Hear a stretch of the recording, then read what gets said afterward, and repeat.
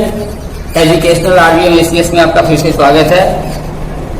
हम ईश्वर से प्रार्थना करते हैं कि आप सभी लोग अपनी सफलता प्राप्त करें, आपकी मनोकामना पूर्ण हो। इसके लिए हम निरंतर प्रयासरत हैं। यहाँ जो भी विषय पढ़ाए जा रहे हैं वे पूरी लगन, निष्ठा और विस्तार से पढ़ाए जा रहे हैं। हम आशा करते हैं कि ये सभी वीडियो आपके लिए वरदान साबित हो। यदि ये सभी वीडियो आपको पसंद आता है तो आप इसे लाइक, शेयर एंड सब्सक्राइब करें, जिससे हमारे द्वारा बनाए गए वीडियो के नोटिफिकेशन सबसे पहले आपको प्राप्त हो सके। और साथ ही आप सभी कृपा करके इसे अपने भाइयों, बहनों एवं दोस्तों के साथ भी शेयर करें, जिससे वे भी इसका लाभ उठा सके। आगे हम समय को ध्यान में रखते हुए अपने विषय पर चलते हैं। क्वेश्चन नंबर 4 देखिए दिया है। एक गोलाकार गुब्बारे में हवा भरने पर उसकी त्रिज्या 7 सेंटीमीटर से 14 सेंटीमीटर हो जाती है, तो इन दोनों स्थितियों में गुब्बारे के पृष्ठीय क्षेत्रफलों का अनुपात ज्ञात कीजिए। गुब्बारा है, पहले गुब्बारे की त्रिज्या 7 सेंटीमीटर थी, बाद में उसकी त्रिज्या 14 सेंटीमीटर हो जाती है, तो इन दोनों स्थितियों में हमें गुब्बारे के पृष्ठीय क्षेत्रफल का अनुपात ज्ञात करना है। आगे हम लोग इसका सलूशन निकालते हैं, ध्यान से देखें। क्वेश्चन नंबर 4 में क्या दिया है? दिया है कि एक गुब्बारा है, पहले उसकी त्रिज्या थी 7, मतलब केंद्र से यहाँ तक की दूरी कितनी है? 7 है, ठीक। आज जब उसमें हवा भर दी है तो इसकी त्रिज्या जो हो गई 14 हो गई, यानी क्या हो गया? बड़ा गुब्बारा बन गया है। हवा भरने के बाद में गुब्बारे का क्षेत्रफल जो है ऐसे बढ़ गया। अब इसकी यहाँ से यहाँ तक त्रिज्या कितनी होगी? पहले तो इसने 7 दिया था, अब हो गया 14। आगे सुनिए, पहले गुब्बारे की त्रिज्या दिया है 7 सेंटीमीटर, और जब उस गुब्बारे में हवा भरा गया तो उसकी त्रिज्या हो गई 14 सेंटीमीटर। तो पूछा है इनके पृष्ठीय क्षेत्रफल का अनुपात ज्ञात करना है। तो क्या करेंगे? हम लिखेंगे, चूंकि गुब्बारे की प्रारंभिक त्रिज्या मतलब शुरू में त्रिज्या कितनी थी, इसको हम मान लेते हैं R1 2 बार दिया, यहाँ पर मान लेते हैं R1 बराबर क्या है? 7 सेंटीमीटर। गुब्बारे की पहले त्रिज्या क्या थी? R1 बराबर 7 सेंटीमीटर मान लिए। इसलिए यहाँ लिखेंगे गुब्बारे का पृष्ठीय क्षेत्रफल बराबर पृष्ठीय क्षेत्रफल। तो देखो, गुब्बारे का जब प्रारंभिक पृष्ठीय क्षेत्रफल निकालते हैं, यानी पहले वाला निकाल रहे हैं, ठीक है। तो पहले वाला पृष्ठीय क्षेत्रफल निकालेंगे तो क्या होगा भाई? हम तो बताएं कि जब गुब्बारा पूरा गोल हो गया तो एक गोले का पृष्ठीय क्षेत्रफल होता है 4πr²। ये नहीं बताया गया? ये तुम्हारा हो गया 4, आगुड़े फार्मूला पहले एक बार लिख लिया करें, 4πr²। यहाँ पर R1 का स्क्वायर हो जाएगा, क्योंकि यहाँ पर त्रिज्या हम क्या लिखे हैं? R1 लिखे हैं। तो 4πr1 का स्क्वायर। आगे समय मान रख दें 4। अब यहाँ पाई का मान रखने की जरूरत नहीं है, ठीक है। और R1 के जगह पर हम लिख देते हैं 7 गुणे 7, और ये हो गया सेंटीमीटर का स्क्वायर। यहाँ गुड़ा कुछ करने की जरूरत नहीं है, जैसे वैसे रहने दीजिए, दिमाग लगाने की यहाँ ज़्यादा जरूरत नहीं है, ठीक है। क्योंकि हमको पृष्ठीय क्षेत्रफल का अनुपात निकालना है, वो अपने आप कट जाएगा, बहुत सारी चीजें समाप्त हो जाएंगी। अब लिखेंगे कि गुब्बारे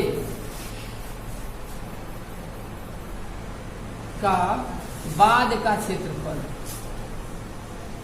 तो बाद में उसका बाद की त्रिज्या पहले लिख देते हैं। तो बाद में उसकी त्रिज्या देखिए 7 से 14 हो जाती है, तो उसको हम मान लेते हैं R2 बराबर कितना हो गया? 14 सेंटीमीटर। गुब्बारे को ये फुलाते हवा भरते हैं तो उसकी त्रिज्या कितनी हो जाती है? 14 सेंटीमीटर। मालूम हो गया? ये त्रिज्या फूल करके यहाँ 14 हो गई। अब क्या हुआ? इसलिए गुब्बारे का यहाँ भी पृष्ठीय क्षेत्रफल निकाले। गुब्बारे का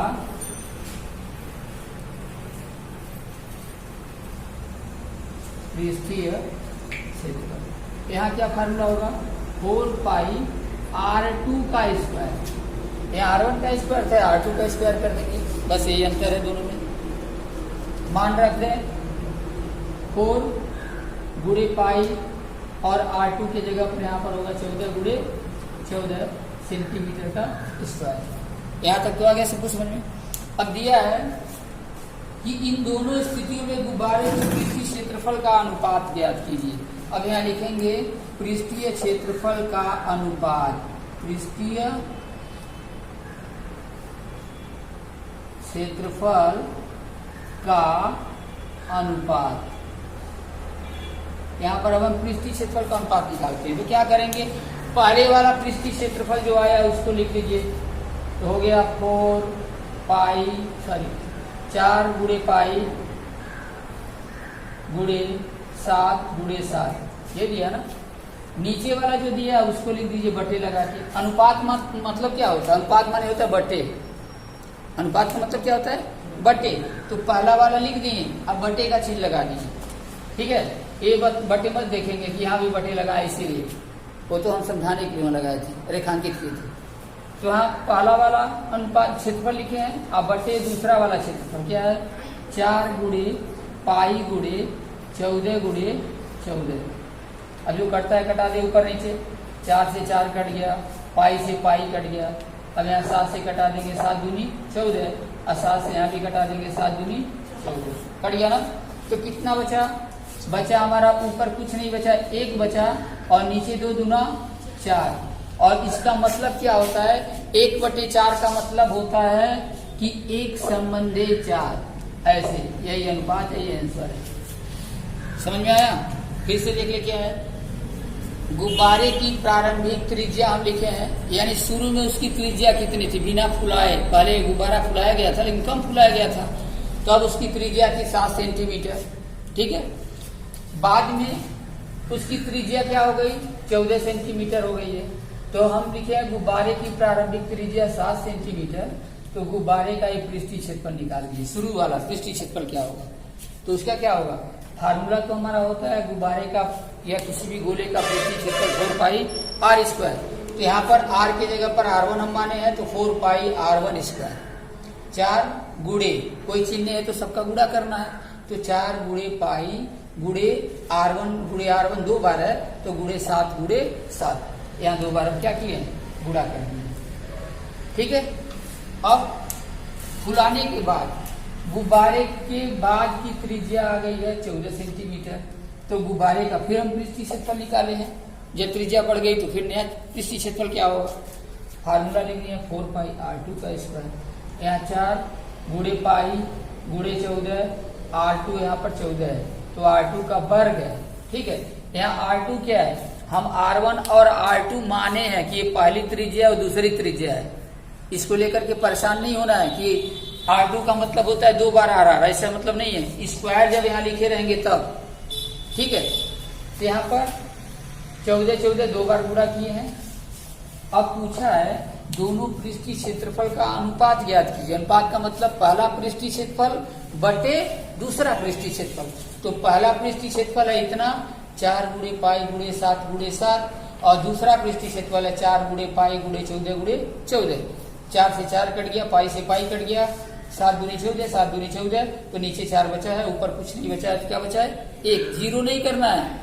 अरे कोई भी यहाँ कटाएंगे तो 4 एकम 4 4 एकम 4 ऐसे कटाते हैं ना, तो 1 बचा रहता है, ये नहीं कि 4 0 0 तो कटाते नहीं है, ठीक है। तो 1 ऊपर बचा है और नीचे 2 दूनी 4, और इस 1/4 को लिख सकते हैं 1:4, यानी 1:4। यही हमारा आंसर होगा। क्वेश्चन नंबर 5 पे चलते हैं। क्वेश्चन नंबर 5 में दिया है कि पीतल से बने एक अर्धगोलाकार कटोरे का आंतरिक व्यास 10.5 सेंटीमीटर है। रुपये 16 प्रति 100 वर्ग सेंटीमीटर की दर से आंतरिक पृष्ठ पर कलई कराने का व्यय ज्ञात करना है। फिर से देखिए ध्यान से, पीतल से बना हुआ एक अर्धगोलाकार कटोरा है, इसका आंतरिक व्यास दिया है 10.5 सेंटीमीटर, और 16 रुपये प्रति 100 वर्ग सेंटीमीटर की दर से आंतरिक पृष्ठ पर कलई कराने का खर्च ज्ञात करना है। तो आगे सलूशन को ध्यान से देखिए।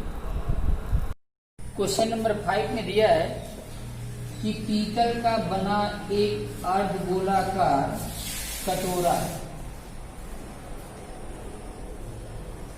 पीतल का बना यह एक अर्धगोलाकार कटोरा है, ठीक है, आधा गोलाकार कटोरा है और इसका व्यास जो दिया है यहाँ से यहाँ तक हुआ, ठीक है, इसका व्यास दिया है 10.5 सेंटीमीटर, यहाँ से यहाँ तक की दूरी है 10.5, तो त्रिज्या तो यहाँ से लेंगे उसकी आधी हो जाएगी, ठीक है। पीतल का बना हुआ यह एक अर्धगोलाकार कटोरा है, इसका व्यास दिया है 10.5 सेंटीमीटर, तो त्रिज्या क्या होगी 10.5 का आधा, ठीक है, ये हमको मालूम है। अब पूछ रहा है, कह रहा है क्वेश्चन में कि 16 रुपये प्रति 100 वर्ग सेंटीमीटर की दर से इसके कलई कराने का खर्च क्या होगा, ठीक है। कलई जैसे होता है कि जैसे किसी बर्तन के ऊपर अगर दूसरी धातु की हम परत चढ़ा देते हैं तो उसको कहते हैं कलई करना। जैसे सब लोग देखते हो घर में सबके चम्मच होगा, चम्मच पर लिखा रहता है स्टेनलेस स्टील, अंदर होगा लोहा और ऊपर स्टील की परत चढ़ा दी जाती है, तो उसको क्या करते हैं कलई करना। मतलब एक धातु के ऊपर दूसरी धातु की पतली परत चढ़ा दी जाती है जिससे कि क्या हो, वो सुरक्षित रहे, वो संक्षण उसका बना रहे, जल्दी वो नष्ट न हो, उसी को कहते हैं कलई करना। यानी उसकी पालिश चढ़ा दी जाती है, नीचे लोहा रहेगा, ऊपर जो है सोने की पालिश है, यानी सोने की कलई कर दी जाएगी तो सोना जैसा दिखेगा। आजकल देखते हैं कि आभूषण बनते हैं, बहुत से ऐसे हैं कि मतलब देखने में लगेंगे कि सोने हैं लेकिन वास्तव में है कुछ अलग से, वास्तविक सोना नहीं होता है। तो उसी तरह से उसको क्या किया जाता है, किसी एक धातु के ऊपर दूसरे धातु की जो परत चढ़ा दी जाती है उसी को कहते हैं कलई करना। आ गई बात समझ में? तो इससे परेशान नहीं होता है, कलई हो या कुछ भी, उससे कोई हमें मतलब नहीं है। लेकिन कलई कराने का यहाँ खर्च दिया है 16 रुपये प्रति 100 वर्ग सेंटीमीटर लगता है, कलई कराने का खर्च है।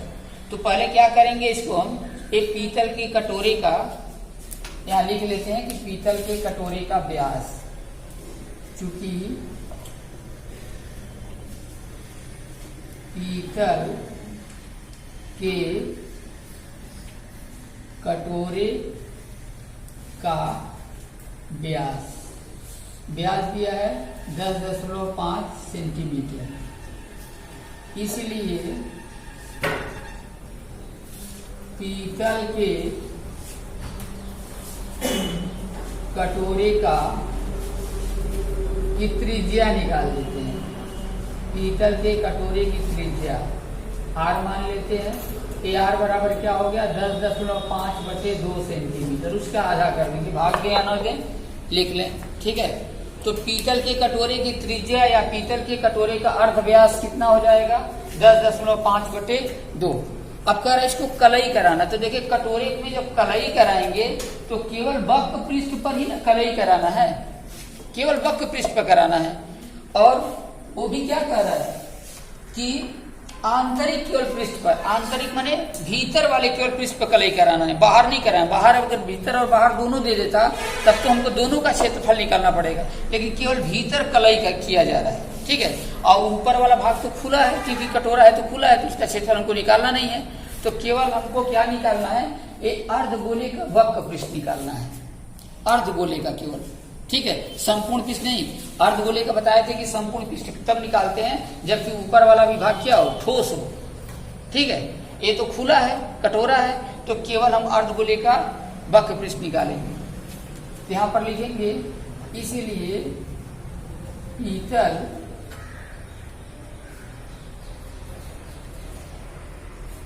के कटोरे का वक्र पृष्ठ, तो पीतल के कटोरे का वक्र पृष्ठ कहने का मतलब क्या है, अर्धगोले का वक्र पृष्ठ, ठीक है, या अर्धगोले का पृष्ठीय क्षेत्रफल ये भी कह सकते हैं। तो इसका वक्र पृष्ठ क्या हो जाएगा 2πr²। फार्मूला क्या होता है 2πr²। अर्धगोले का वक्र पृष्ठ या अर्धगोले का पृष्ठीय क्षेत्रफल होता है 2πr²। केवल एक ही बल हमको निकालना है, तो 2 गुणे पाई का मान हो जाएगा 22/7 और गुणे r² हो गया 10.5/2 और गुणे ये r 2 बार है तो इसको 2 बार लिखेंगे 10.5/2। अब इसको कटा उठा लीजिए, 7 से इसको कटाएंगे, 7 एकम 7 3 5 7 5 35, 2 से 2 कटा दिए, इस 2 से इसको कटा दिए तो आ गया 11, 11 दूनी 22। ठीक है, अब गुणा कर लें, 11 को रहने देना अभी और 15 से इसको गुणा कर देना। 15 पच्चे 75 होता है। ठीक, अब 15 एकम 15, समझ में आया? 15 पच्चे 75 को 5 हासिल 7, तो 15 शून्य शून्य होगा, वही 7 आके जोड़ देंगे। अब 15 एकम 15। अब दशमलव का चिन्ह लगाना है, तो यहाँ देखिए 1 अंक के पीछे दशमलव है, यहाँ भी 1 अंक के पीछे दशमलव है, तो क्या हो गया 2 हो गया। तो यहाँ पर 2 अंक के पीछे यहाँ दशमलव दे देंगे, हो गया हमारा। अब 11 से गुणा कर दें, 11 पचे 55 हो गया और 11 सत्ती 77 और 5 हासिल है 77, 5 82 को 2 हासिल 8 हुआ और 11 पचे 55 और 8 कितना हुआ 55, 8 63 को 3 हासिल 6 हुआ और 11 एकम 11 6 17। गुणा सही हो, 11 पचे 55 को 5 हासिल 5, 11 सत्ती 77, 5 82 को 2 हासिल 8, 11 पचे 55, 8 63 को 3 हासिल 6 और 11 एकम 11 6 17। अब दशमलव देना है तो 2 ही अंक केवल यहाँ पर है, तो 2 अंक के पीछे दशमलव दे देंगे। इतना सेंटीमीटर का स्क्वायर। ये तो हमारा कटोरे का वक्र पृष्ठ निकल गया, आंतरिक केवल पृष्ठ है। अभी हम जो वक्र पृष्ठ जो निकाले हैं केवल आंतरिक पृष्ठ निकाले हैं, मतलब अंदर वाला 1 पच। ठीक है, अब हम क्या लिखेंगे? अब हमको लागत बताना है कि कितना लगेगा कलाई कराने का। तो कलाई कराने का खर्च क्या है? अब देखिए इसमें दिया है कि चूंकि 100 वर्ग सेंटीमीटर है, 100 सेंटीमीटर स्क्वायर का खर्च कितना दिया है? रुपया 16 दिया है कि 100 वर्ग सेंटीमीटर का खर्च कितना रुपया है? 16 रुपया है। इसलिए 1 वर्ग सेंटीमीटर का खर्च कितना होगा? कम हो जाएगा ना। 100 वर्ग सेंटीमीटर का खर्च 16 रुपया है, तो जब 100 था तब 16 लगा है, अब 1 हो जाएगा तो और कम हो जाएगा ना। 1 वर्ग सेंटीमीटर कलाई कराना है तो और कम हो जाएगा, तो कम के लिए भाग देते हैं, 16/100 हो जाएगा। हमको कुल इतने वर्ग सेंटीमीटर का बताना है, इसलिए 173.25 सेंटीमीटर स्क्वायर का खर्च, ये जो लगा रहे हैं इसका मतलब वही है, बराबर कितना हो जाएगा? तो 16/100 और गुणे हो जाएगा 173.25। अरे 1 वर्ग सेंटीमीटर पर इतना रुपया खर्च होता है, तो अब तो ज्यादा बढ़ गया ना, तो अधिक के लिए गुणा ऊपर कर दिए। अब इसको करना बहुत आसान है। क्या करना है? इसको केवल आप गुणा कर लें, पहले केवल गुणा कर दें, तो 16 पचे 80 हो गया, हासिल 8 हुआ। 16 पचे 80 को 0 हासिल 8 और 16 गुना 32 और 8 कितना हुआ? 40 को 0 हासिल 4 और 16 तिया 48, 48 4 52 के 2 हासिल 5 हो गया और 16 साथ कितना होता है? 112। 16 साथ 7 42, 7 कम 7 चलेगा 112। ठीक है, तो यहाँ हासिल कितना आया था? 5 आया था। 16 तिया 48 4 52 के 2 हासिल 5 हुआ था और 16 साथ 112 और 5 117 को 7 हो गया, हासिल 11 और 16 एकम 16 11 होता है 27। ठीक है, इतना आ गया हमारा। अब देखें ये 2 अंक के पीछे तो खुद दशमलव है, तो 2 अंक के पीछे यहाँ पर हम दशमलव लगा दिए, तो ये दोनों जीरो समाप्त हो गए, क्योंकि उसके बाद कोई अंक नहीं है सार्थक है। अब बटे जब 100 दिया है, तो बटे जब 100 दिया है तो अब इसके लिए क्या करेंगे? फिर 2 जीरो दिया है तो 2 अंक के पीछे यहाँ दशमलव दे देना है। ठीक है, तो कितना हो गया? 27.72 रुपया। देख ले क्या आया आंसर? आंसर हो गया 27 रुपया 27.72। गुणा सही होगा तो सही होगा। तो फिर से देख ले क्या दिया है? पीतल के कटोरे का व्यास दिया है। हम क्या किए हैं? पीतल के कटोरे की त्रिज्या निकाले हैं। त्रिज्या व्यास का आधा होता है, तो जितना व्यास दिया उसका आधा कर दिए। ठीक, अब दिया है कि पीतल के कटोरे के आंतरिक पृष्ठ के कलई करने का हमको खर्च बताना है। आंतरिक माने भीतर वाले पृष्ठ पर, यानी एक ही बगल हमको कलई कराना है, केवल अंदर वाले पृष्ठ पर, बाहर नहीं। अगर अंदर बाहर दोनों कर देता तो यहाँ पर जो फार्मूला हम 2πr² निकाले हैं, यहाँ पर क्या करना पड़ता, 4πr² निकलना, दुगना करना पड़ता। लेकिन केवल आंतरिक है तो 2πr²। तो 2π का मान 22/7, r का मान देख रहे हैं 10.5/2, 2 बार गुणा कर देंगे। केवल कटाने का तरीका सही हो, 7 से 1.5 आएगा, 2 से इस 2 को काट दिए और 2 से यहाँ कटा दिए। मतलब कटाने में क्या करना है कि हर से अंश में कहीं भी हम कटा सकते हैं, ऊपर नीचे, बस यही ध्यान रखना है। नीचे नीचे न कटा दें, यहाँ 2-2 दिख रहा है तो 2-2 कटा दे, कहीं 7-7 दिखे तो नीचे 7 कटा दे, यही नहीं होना चाहिए। नीचे से ऊपर हम कहीं भी कटा सकते हैं, अंश और हर को कहीं भी कटा सकते हैं। अब गुणा करना है तो यहाँ 11 लिख दिए, इन दोनों का गुणा यहाँ कर दिए तो 15.75, इनका गुणा कर दिए तो इतना सेंटीमीटर²। ये आंतरिक पृष्ठ का क्षेत्रफल है।